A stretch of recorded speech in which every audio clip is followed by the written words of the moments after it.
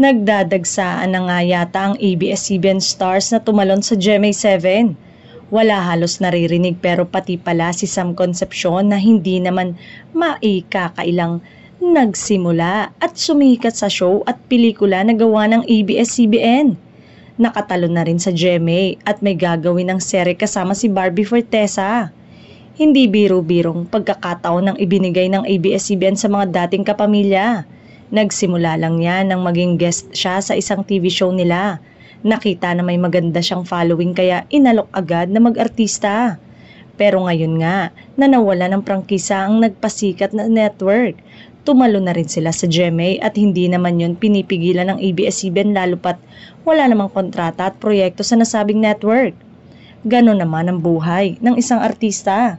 Kailangan kumilo siya para gumalaw din ang kanyang karir. Hindi pwedeng puro ka loyalty kung maiipit ka naman.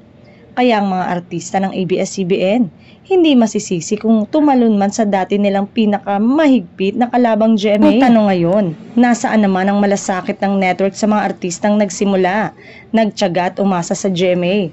Sa pagdatingan ng mga bagong salta mula sa ABS-CBN, mukhang natahimik ang mga plano sa dating artist ng GMA. Hindi maikakailang matatakpan ng mga yan. Dahil sabi nga ng isang kritiko, mas mataas ang bankability dahil mas naipackage ng maganda ang mga artista ng ABS-CBN. Kaya kung lilipat sila sa GMA, lalamunin lang nila ang mga dadatnan nila doon.